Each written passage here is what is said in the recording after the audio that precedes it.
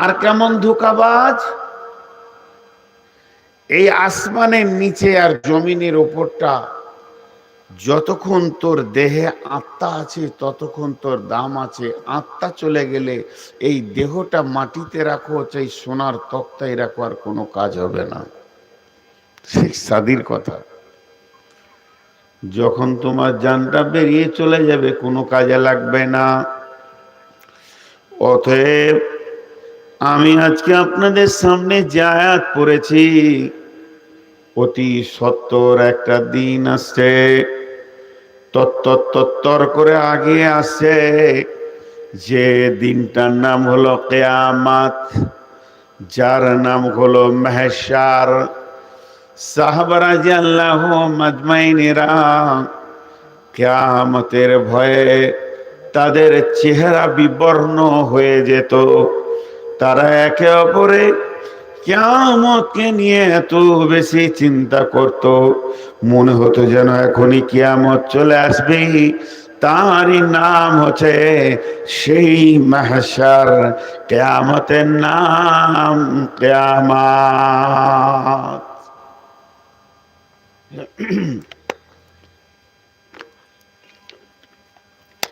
10টা মিনিট চেয়ে নিয়েছি, তারপরে চলে যাবেন। অতি সত্বর চলে আসছে তত্তর করে আমাদের কাছে। হযরত উমর বিখ্যাত সাহাবী, শুধু তাই নয়, উমরের ডিগ্রি বিশ্বনবী দিচ্ছেন, লাউ কানা বাদি নবিয়ান কানা লাহু উমর। আমার পরে যদি কেউ নবী হতো তো সেটা উমর হতো। তাহলে উমর কত দামি, কত উঁচু পর্যায়ের লোক। বিশ্ব নবী বলছেন আমার পরে যদি কেউ নবী হতো সেই উমর হতো। একদিন সেই উমর, এত দামি ব্যক্তিটা, সাহাবীদেরকে নিয়ে, তিনি খলিফা আছেন, নবীজি পৃথিবী থেকে চলে গেছেন, আবু বকর চলে গেছেন, হযরত উমর রানিং খলিফা, মুসলিম জাহানের খলিফা, আমিরুল মুমিনিন হযরত উমর সাহাবা রাদিয়াল্লাহু আজমাইনদেরকে নিয়ে মরুভূমির প্রান্তে সফর করছে।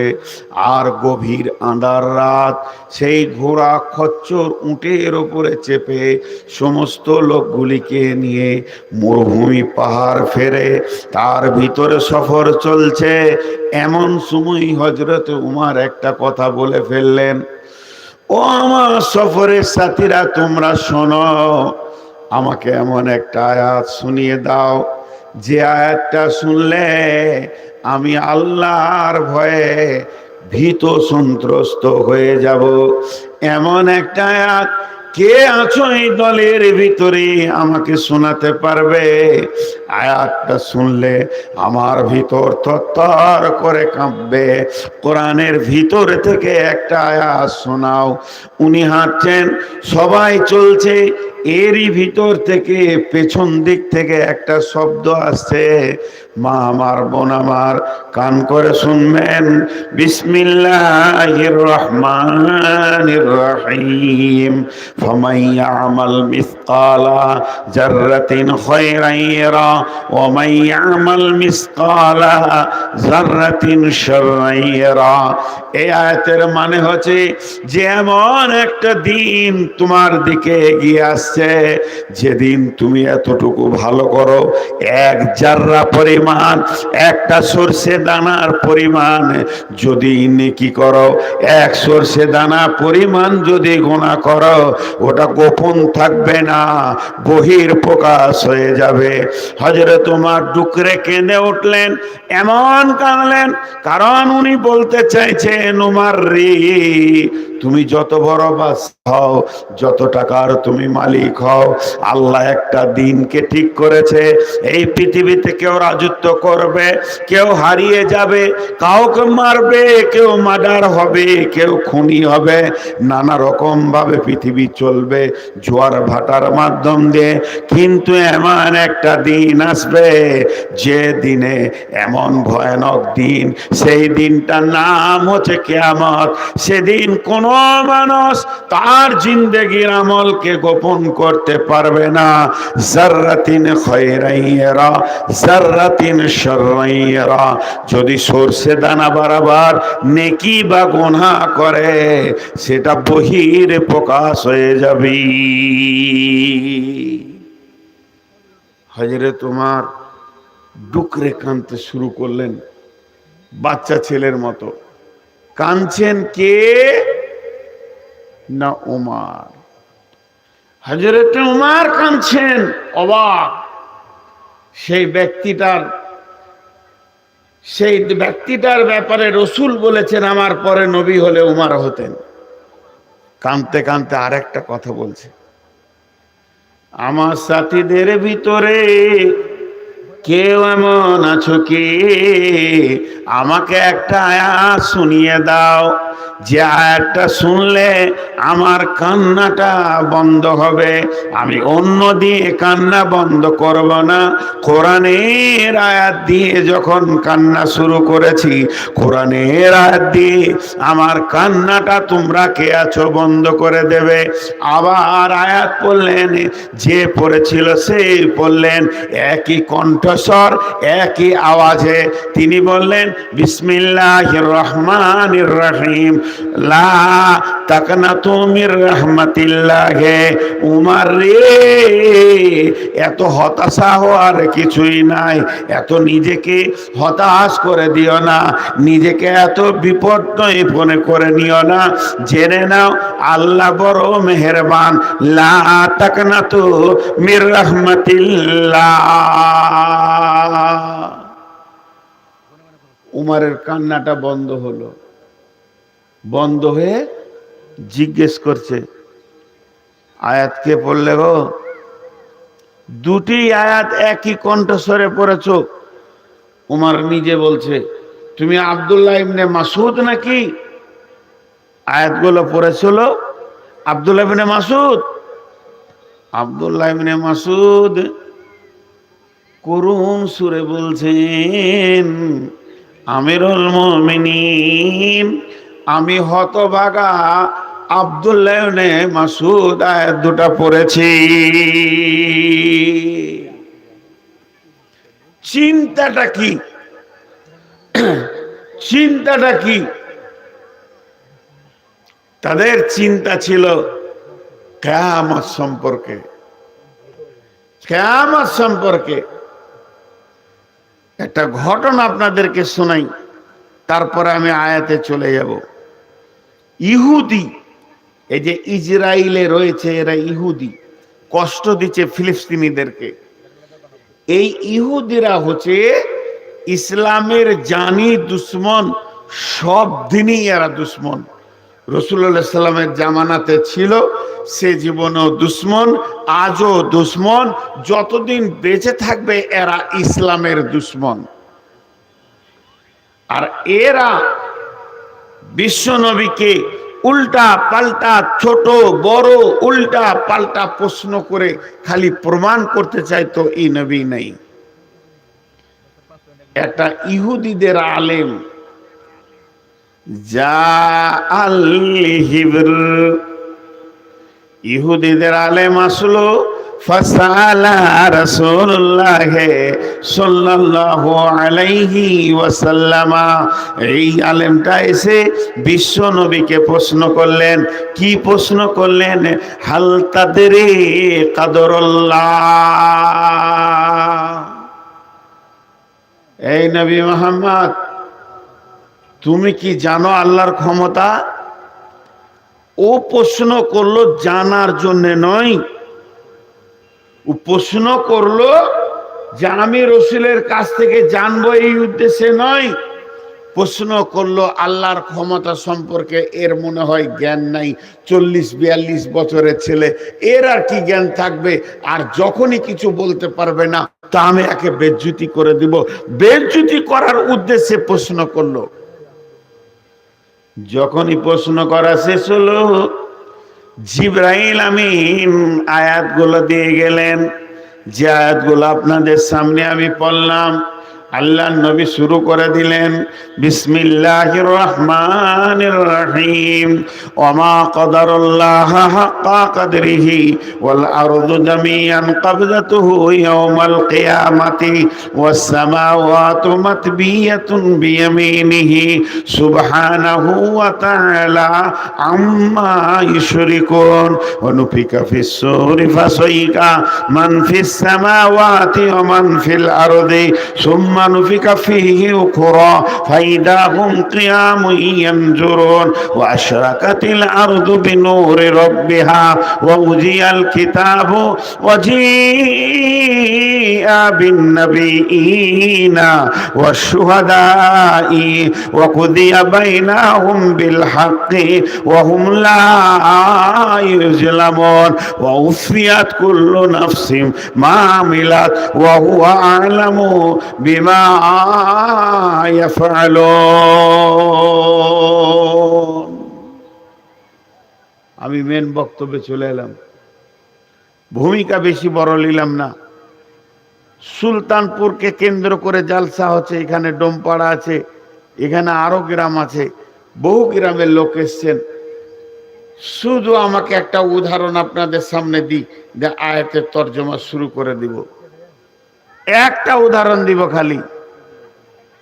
আল্লাহ তাবারাক ওয়া তাআলা এতগুলো কথা নবী মুহাম্মদকে বললেন যে ইহুদি বেঈমানটাকে তুমি বলো। আর বিশ্ব নবী যখন আয়াতগুলো পড়তে শুরু করেছে, ওর চোখ তখন ওপর দিকে উঠে গেছে। বাপরে, সুবহানাল্লাহ বলছে কি! এ কথা তো আমিও জানতাম না। এত কথা কেন কোথা পেলেও? কিন্তু একটা উদাহরণ দিব কোরআনের আয়াত দিয়ে, একটু মনোযোগ, এটা 2 মিনিট লাগবে। আমাদের বাংলা ভাষায় একটা খুব উচ্চ বাংলা আছে, খুব কড়া বাংলা আছে, সাধু ভাষা আছে, বিড়ম্বনা। বিড়ম্বনা এটা হচ্ছে খুব উচ্চ বাংলা। এই বিড়ম্বনার মানে হচ্ছে মন চাইবে না তাও হবে, মন চাইবে না তাও হবে। কিছুগুলো বিড়ম্বনা আল্লাহ আমাদেরকে দিয়েছেন। বিড়ম্বনা এইটা ক্লিয়ার করলে ওই আয়াতটা বুঝতে সুবিধা হবে। কেমন বিড়ম্বনা? আপনার বাড়ি সুলতানপুর, আমি জালসার শেষে বলছি, ভাই আপনি আমার সঙ্গে শিরকুন বাজার চলেন, এখানে আপনার স্বাধীনতা আছে, যাব যাব না? আপনি আমাকে জবাব দিলেন আমি যাব না, আমার অসুবিধা আছে, আপনি যান, পরে যাব। কিংবা বললেন চলেন যাই, এটা হলো স্বাধীন। আর বিড়ম্বনাতে স্বাধীনতা নাই, স্বাধীনতা নাই। আপনার মন চাই না চাই যেতেই হবে, এটার নাম বিড়ম্বনা। এটা কেমন দেখেই দে একটা। আমরা সবাই হাঁটছি, এখানে যতগুলো লোক বসে আছেন, চামড়া চোখে দেখছি বসে আছে, কিন্তু সবাই হাঁটছি। একটা আয়াত পড়ব, বিসমিল্লাহির রহমানির রহিম। ইয়া আইয়ুহান নাসু তাকু রাব্বাকুমুল্লাযী খালাকাকুম মিন নাফসিন ওয়াহিদাতিন ওয়া খালাকা মিনহা যাওজাহা ওয়া বাসসা মিনহুমা রিজালান কাসীরান ওয়ান নিসা ওয়াত্তাকুল্লাহাল্লাযী তাসাআলুনা বিহি ওয়াল আরহাম ইন্নাল্লাহা কানা আলাইকুম রাকীবা।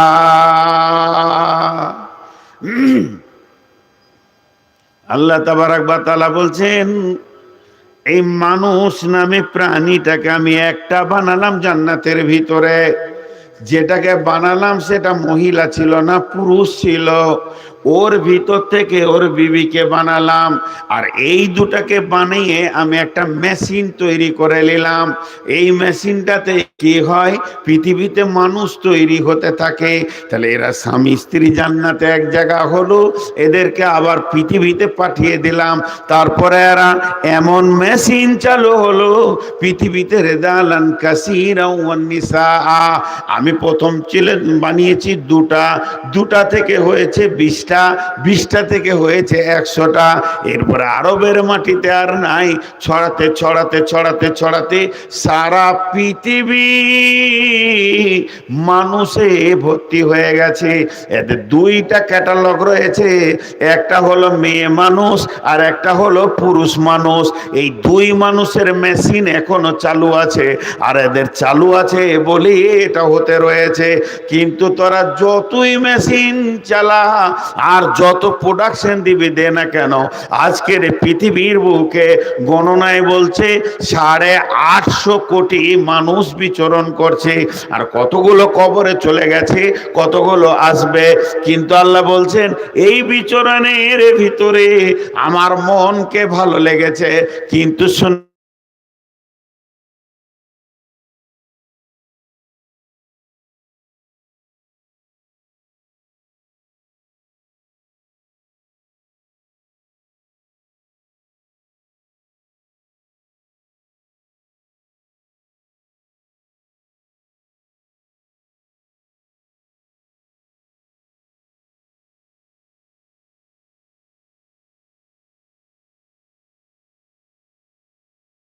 রাস্তাতে হাঁটাছি, ওই রাস্তাটার নামটা তোরা খুঁজে পেলি না, কিন্তু তোরা প্রতিনিয়ত হাঁটতে রয়েছে।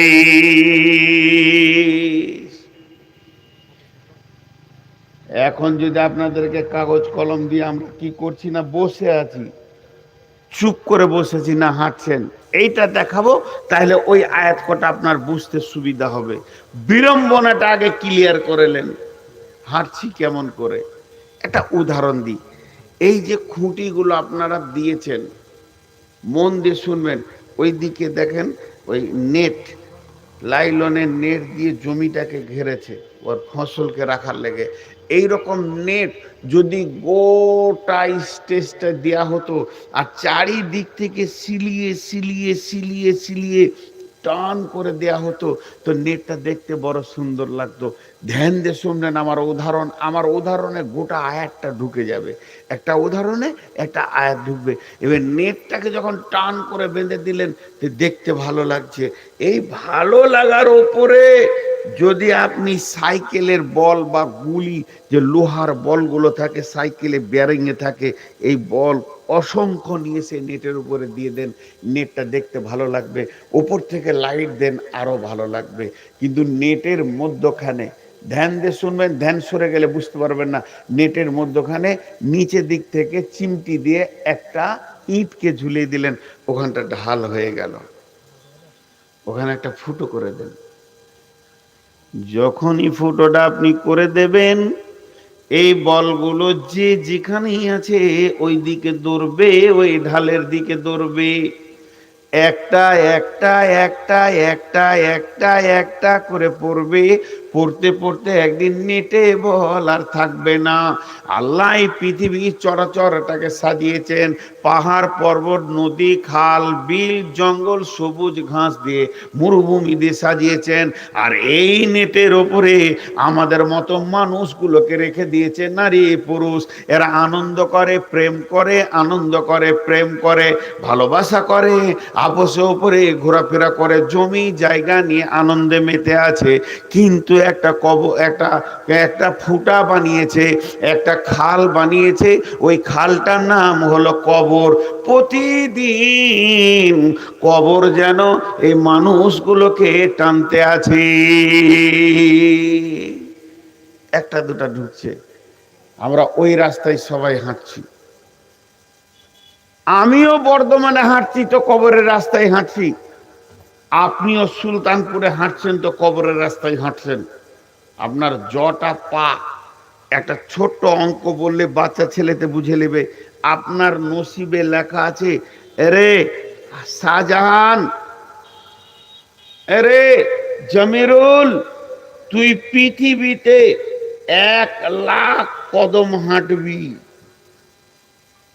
ওর কপালে লিখে দিয়েছে আল্লাহ, তুই পৃথিবীতে 1,00,000 কদম হাঁটবি।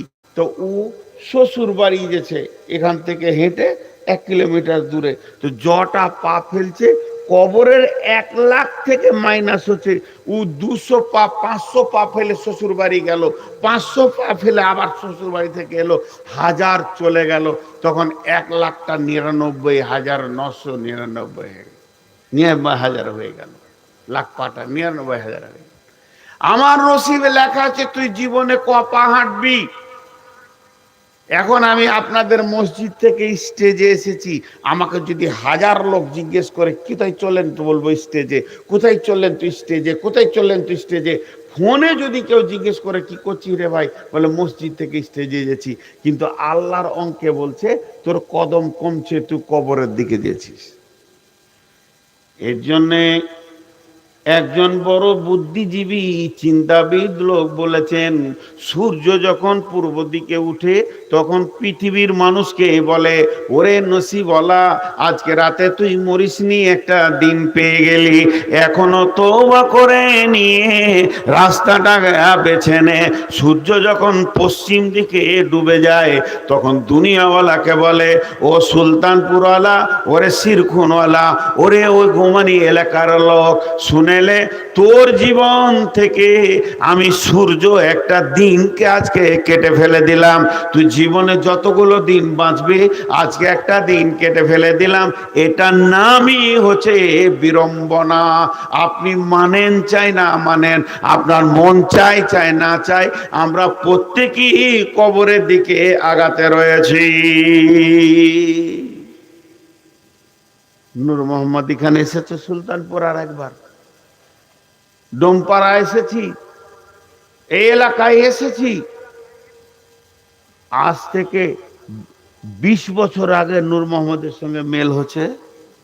একটা সাদা ছিল না, সব কালো। মাইক পেলে মনে করতাম নিজেকে হিরো, তোলপাড় করে দিব। এখন মাইক পেলে টেনশন হয় কতক্ষণে শেষ হবে, কারণ বয়স আর লিখে না, কবরের দিকে টান মারছে। কবর নামে যে আমাকে ধরেছে, ওই দিকে আমরা সবাই হাঁটছি একটা রাস্তায়।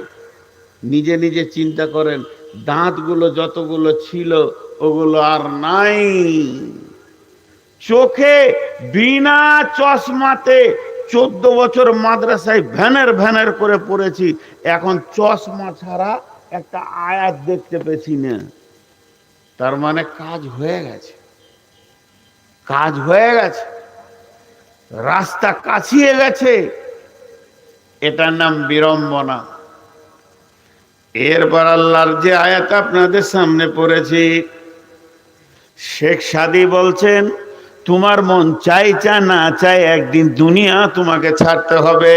পৃথিবীর কেউ বলে নাই যে আমি দুনিয়া থেকে চলে যাব, নিজে স্বেচ্ছায় যাব। আর তোমাকে দুনিয়া ছাড়তে হবে। চুহাঙ্গে রাফতান গুনা জানে পাক, চেবার তাকতে মুরদানে চেবার রুয়ে খাক।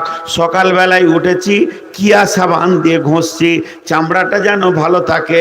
এরপরে বডি লেসন নিচ্ছি, তারপরে আর কিছু নিচ্ছি, তারপরে শ্যাম্পু নিলাম। এতগুলা নিয়ে আমার মন ভরলো না। আয়রন করা কাপড়টা পরলাম, এদিকে বডি স্প্রে নিলাম, এতেও আমার মন ভরলো না। মাথাতে কত রকম মাল লাগালাম, মা বোনেরা কত রকম মেকআপ পরে নিল, তাতেও মন ভরছে না। আবার খানিকটা আতর নিয়ে